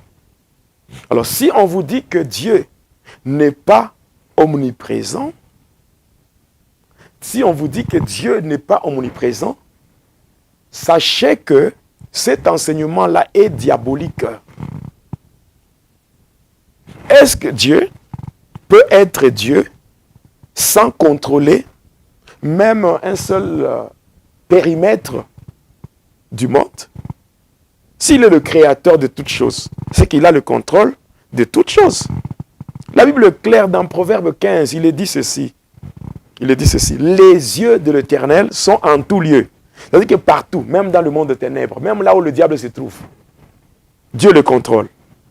Le diable ne peut pas contrôler Dieu, mais Dieu contrôle même le diable. Même les régions les plus inférieures sont sous contrôle de Dieu.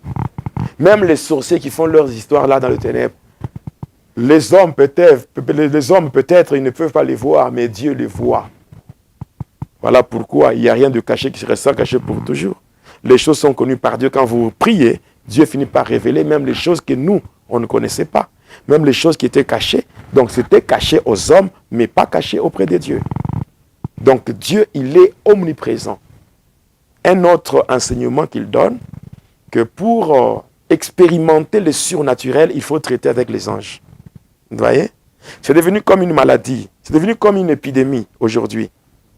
Tout le monde, les anges. Je vois les anges, je vois. Il y a même des gens qui ne voient même pas les anges. Comme aujourd'hui, il y a certaines personnes qui veulent égayer des gens, qui veulent amuser la galerie. Ils se retrouvent d'une manière inconsciente, utilisés par le diable à cause des mensonges. Je vois les anges, je vois ceci, je vois cela.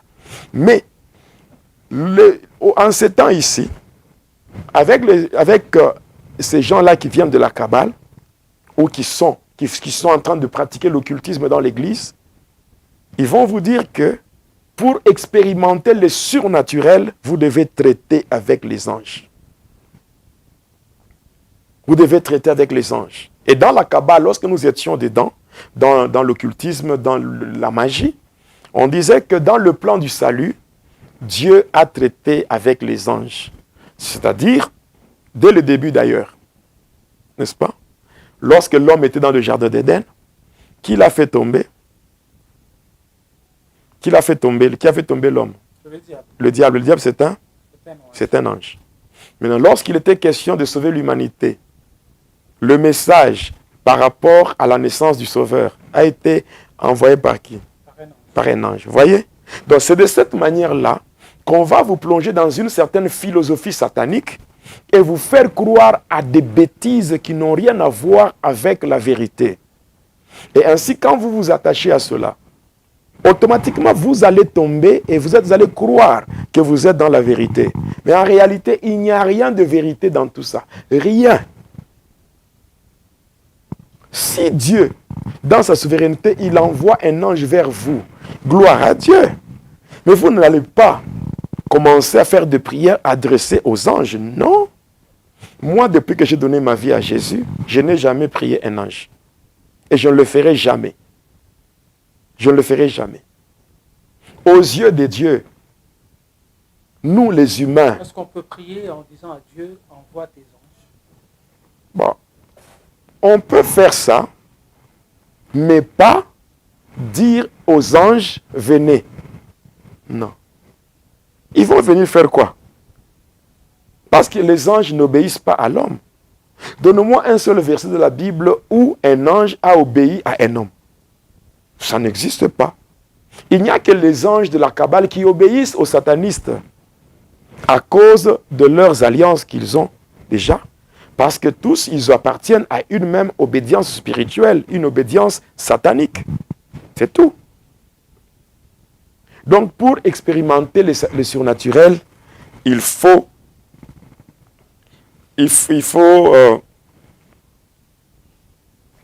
pour expérimenter le surnaturel, il faut opérer avec les anges, traiter avec les anges. Voilà pourquoi on parle de l'activation des anges. Il y a ce qu'on appelle la libération des archanges. Quelqu'un vous dit, je libère les archanges, j'active mon ange. Vous voyez?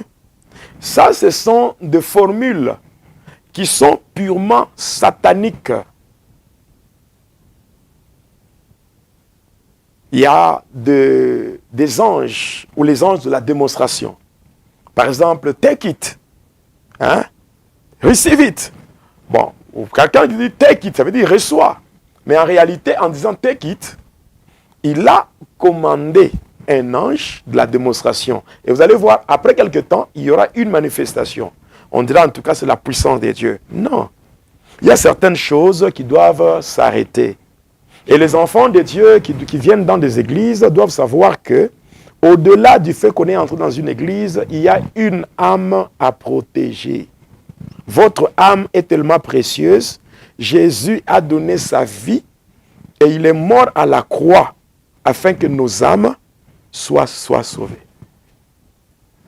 Un autre enseignement de l'occultisme et de la Kabbale, c'est quoi?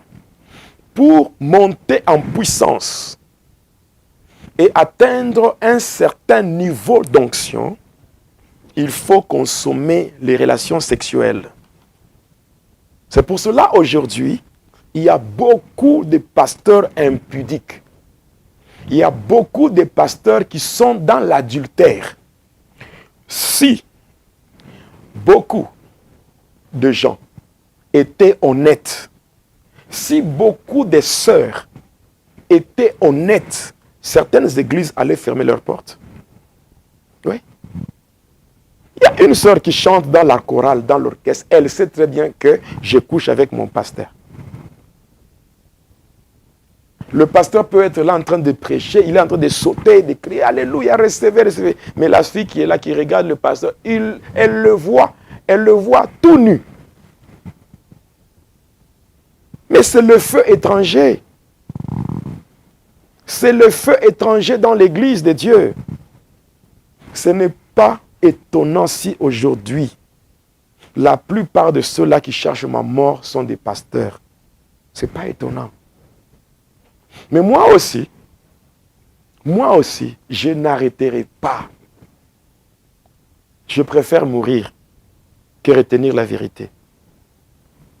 Je préfère mourir que retenir la vérité. Il y a des sœurs qui sont maudites. Comment une fille peut coucher avec son père? Ce n'est pas l'inceste. L'inceste dans la dimension même spirituelle. Daddy. Dans leurs histoires de daddy, elles savent ce qu'elles font. Vous voyez une fille dans l'église qui manque même le respect à la femme de son pasteur. Pourquoi? Or, lorsqu'il y a ces pasteurs-là qui couchent avec des filles, parce que lorsqu'un agent de ténèbres, on lui dit que pour atteindre un certain niveau dans la spiritualité, il faut coucher. Moi, je pense, moi, sincèrement, je n'ai jamais vu l'onction sexuellement transmissible. Je n'ai jamais vu cette onction. Parce que dans la sexualité, il y a une onction. Mais c'est ça, parce que quand on dit que pour atteindre un certain niveau élevé dans la spiritualité, il faut passer par les relations sexuelles. C'est quel type d'onction? Donnez-moi le mode de transmission de cette onction. Ce n'est pas le sexe.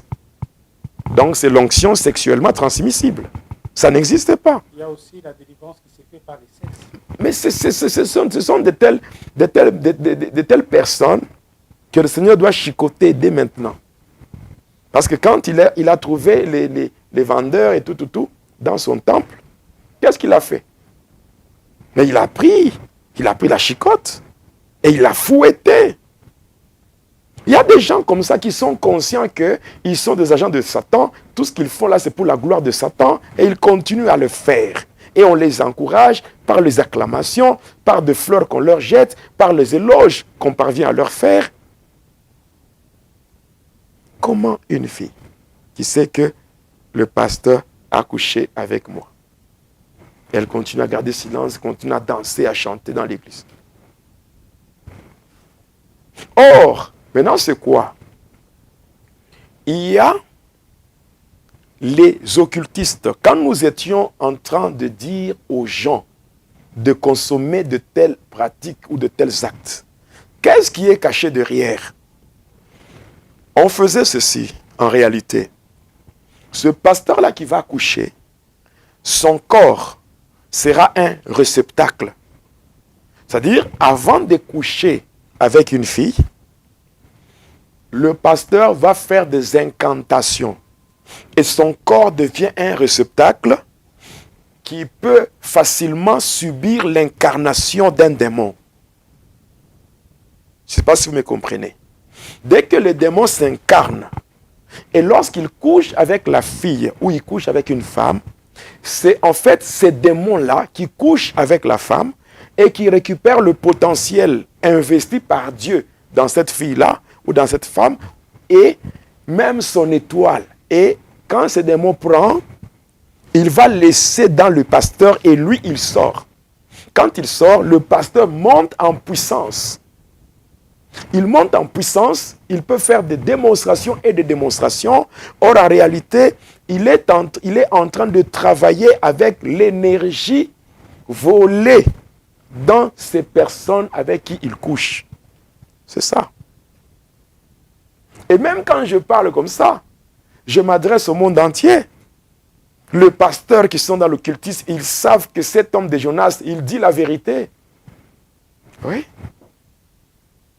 Ils savent très bien que cet homme de Jonas, il ne fait que nous démasquer.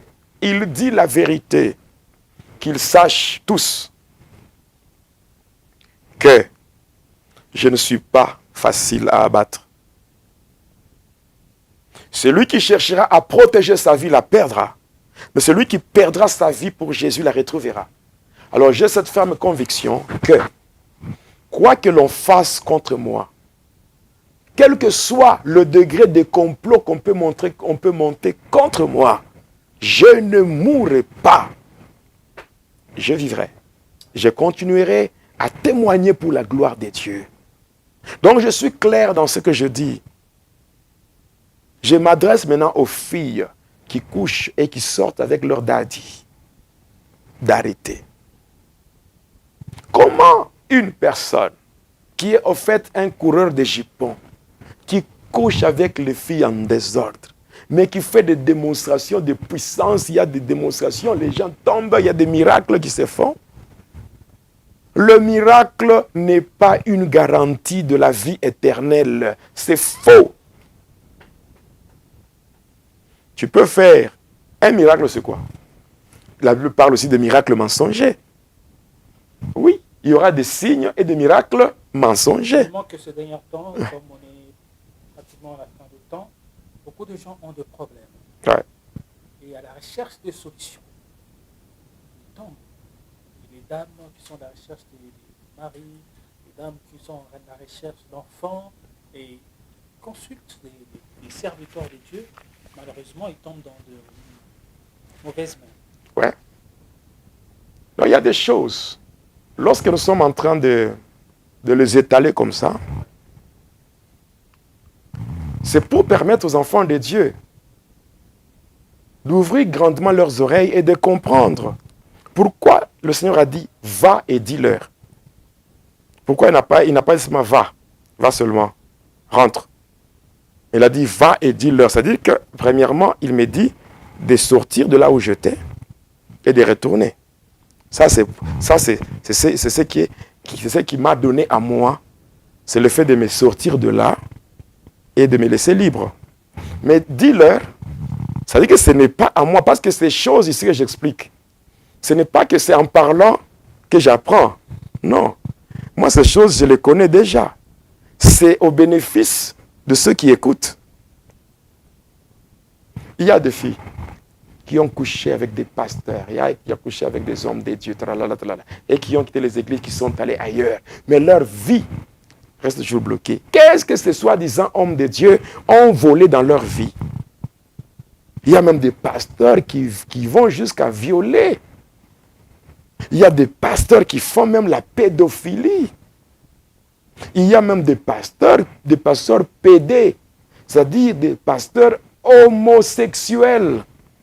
Et en faisant ça, c'est pour accroître leur puissance en volant le potentiel investi par Dieu dans d'autres personnes, passant par l'acte sexuel, que ce soit par la voie vaginale ou bien par la voie anale. Ils font ça.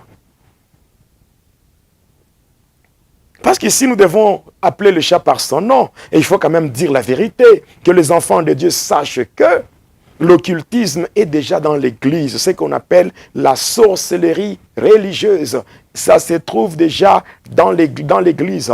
Vouloir ou pas, c'est ça. Et aujourd'hui, les églises où il y a la crainte de Dieu, là où on condamne le péché, ce sont des églises qui n'ont pas beaucoup de membres.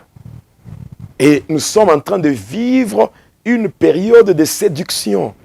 Le Seigneur a dit que personne ne vous séduise. Paul a dit que personne ne vous séduise. Avant l'apparition de l'impie, n'est-ce pas? N'est-ce pas? Il faut qu'il y ait d'abord l'apostasie avant l'apparition de l'impie. L'impie, c'est l'antéchrist. Donc, il y a des choses qui se font, qui sont... C'est regrettable, mais cependant, on n'a pas le choix. On ne peut que condamner ces choses. Hein? Donc, il y aura des faux Christ. Il y aura des faux prophètes. Il y aura des faux serviteurs qui séduiront même les élus. Ce n'est pas parce que tu as des problèmes qui dépassent ton entendement, des problèmes qui te font tourner la tête, des problèmes qui te troublent, que tu peux te laisser à la merci de n'importe qui. Non, quand même. Non. Non. Oh non,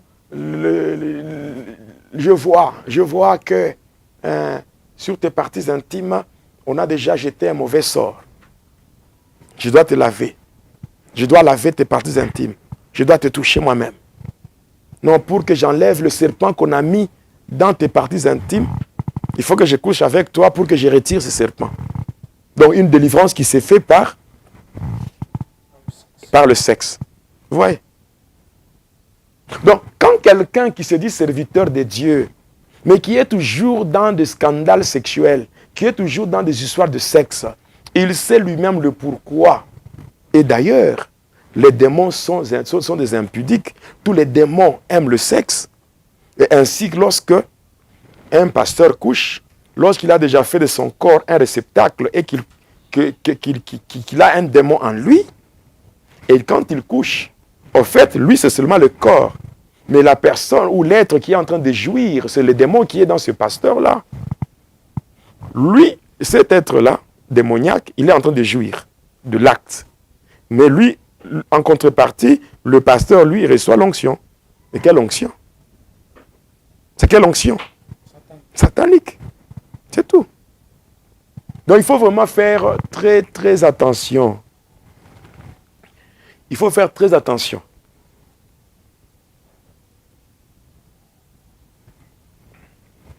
Ici, il y a aussi, toujours les enseignements de la Kabbale, il y a l'utilisation de l'eau. L'eau du Jourdain et la terre de Jérusalem pour être richement bénie. Un peu de gens sont malades. Moi, je dis bien, il faut être sérieux dans ce qu'on fait avec le Seigneur. Est-ce que... Moi, j'ai vu quelqu'un qui est allé à Jérusalem, donc qui est allé en Israël. Et il rentre avec de l'eau puisée dans le Jourdain. Il vient, on amène des vases. Il va commencer à déverser des gouttes dans l'eau ordinaire. Et la vente commence. Il y a l'eau du Nigeria, il y a l'eau du Jourdain qu'on est en train de vendre. Oh non, ça c'est la terre qui vient de Jérusalem, la terre sainte, la terre sur laquelle Jésus a piétiné. Ah bon? Ah bon? On n'a pas besoin de Jésus qui a piétiné, on a besoin de Jésus Dieu. En ces temps ici, Jésus Dieu. Celui qui sauve, ce n'est pas Jésus juif, c'est Jésus dans sa divinité. Jésus étant le consommateur de notre foi, c'est ce Jésus-là. Jésus mort et ressuscité. C'est ce Jésus-là que nous avons besoin de ce Jésus-là. Mort et ressuscité. Pourquoi distraire les enfants de Dieu? Il y a aussi un enseignement sur le port de certains habits ou de certains tissus sur le corps pendant le temps de culte ou de prière. Moi, je préfère être revêtu de Jésus. Ça me suffit. Galates 3, 27. Vous qui avez été baptisés en Christ, vous avez revêtu Christ. Ça me suffit. Les choses de Dieu se font par la foi. Je n'ai pas besoin de porter le talit. D'ailleurs, dans le prochain numéro, je vais vous parler sur le talit. Parce que moi aussi, j'en avais. C'est cette sorte d'écharpe-là, avec donc de couleur blanche, avec des traits bleus, tout ça. Ce n'est pas nécessaire. Ce n'est même pas important. Le talit, s'il est sale, on peut même torchonner avec ça. Je dis bien, on peut même torchonner avec ça. On peut même essuyer les souliers. Quand les souliers sont sales, il y a la poussière, on peut prendre le talit et on essuie les souliers, ça ne fait rien. Ça n'éloigne pas Dieu de vous. Parce que nous ne sommes pas des juifs. Nous ne sommes pas dans le judaïsme. Ça ne nous concerne même pas. Donc, si on voit un pasteur porter le talit, c'est un judéo-chrétien. Or, être judéo-chrétien, on est dans la Kabbale, c'est clair. Les gens qui sont venus dire que non, vous tous qui avez donné vos vies à Jésus, vous n'êtes pas encore sauvés, vous devez changer pour donner vos noms et vos vies à Yahushua Mashiach. C'est quoi ça? Et pour ceux-là qui se disent, par exemple, rabbin, mais chrétien. Oh. Il n'y a pas de rabbins chrétiens. C'est faux. Ce sont des confusionnistes. Parce que le rabbinisme, c'est un enseignement donné aux Juifs. C'est quand on sort de là, on devient rabbin, on devient rabouni, on devient rabbi. Et c'est tout. C'est tout. Oh, je suis docteur spécialisé en judaïsme. Je suis docteur spécialisé dans l'Ancien Testament. Je suis... Bon, vraiment. Pourquoi nous distraire? Pourquoi? Ils disent que pour mieux comprendre la religion chrétienne, il faut entrer dans les racines du judaïsme. Non, mais quand vous comprenez ces choses, mais vous devez maintenant spiritualiser ça. N'est-ce pas? C'est comme on dit, vous devez manger la Pâque avec le pain sans levain. N'est-ce pas? Est-ce que nécessairement, quand on fait la Pâque, ici, maintenant, dans la Sainte Doctrine, le pain sans levain signifie quoi? Ça signifie, vous faites la Pâque, hein? Dans Christ, notre Pâque a été immolée. Donc nous devons faire la Pâque, nous devons fêter la Pâque dans une vie de pureté et de sainteté. C'est ça, le pain sans levain, c'est une vie de pureté et de sainteté. C'est ça. Donc même quand vous étudiez l'Ancien Testament, au final, le Saint-Esprit va vous donner la signification spirituelle de ce que vous faites. Et vous le faites pour le Seigneur dans la spiritualité et ça marche. C'est clair. Donc, ces gens-là qui sont là pour embrouiller les enfants de Dieu, pour les distraire, il faut qu'ils arrêtent. Introduire le feu étranger dans le lieu saint, ça entraîne la mort. Jésus a fait de nous tous un royaume de sacrificateurs pour Dieu son Père. Et si nous sommes des sacrificateurs, c'est que notre lieu de service, c'est l'Église qui est le lieu saint. Or, quand nous venons à l'Église, nous venons servir Dieu. Et c'est Dieu est comment? Il est saint. Puisque c'est lui qui nous a appelés est saint, soyons aussi saints dans toute notre conduite même dans notre service, selon qu'il est dit, vous serez saints car je suis saint. Alors nous ne pouvons pas apporter dans le lieu saint des choses étrangères à la sainteté. Aujourd'hui, dans l'Église, il y a l'occultisme qui est un feu étranger. S'il y a des pasteurs occultistes qui pratiquent l'occultisme dans l'Église, c'est comme ça que le sorcier aussi n'abandonne pas la sorcellerie. Oui. Il n'abandonne pas la sorcellerie parce que ils se retrouvent dans la boîte de leur patron. Leur patron, c'est Satan. Voilà, alors il nous reste pratiquement 5 minutes pour terminer. Le numéro 57 des Va et Dis-leur. Donc, il y a encore d'autres choses que nous allons donner prochainement. Nous allons donner d'autres éléments prochainement. Avec l'occultisme dans l'Église, nous devons maintenant tout étaler. Tout étaler, afin que le Seigneur soit fier de nous et que les âmes soient sauvées. Donc, nous disons clairement que les numéros seront affichés au bas de l'écran par rapport à ceux-là qui veulent nous contacter. Et nous disons déjà en passant que le fait que depuis l'année passée, depuis fin mars 2022, jusqu'à aujourd'hui, je n'ai jamais eu, même pas un seul jour, sans douleur. Vous voyez la plaie que j'avais là. Vous savez, ça fait maintenant une année et un mois. C'est maintenant que la plaie s'était cicatrisée au-dessus, mais à l'intérieur, il y avait toujours la plaie. C'est maintenant qu'à l'intérieur que ça commence à se cicatriser. Donc, il y a aussi les différents empoisonnements qui ont fait à ce que je n'ai pas été vraiment dispo. Il y a des fois, des gens m'appelaient, j'étais à l'hôpital, il y a des fois, les médecins m'exigent ceci, cela. Mais je vais me faire violence, je vais essayer un peu de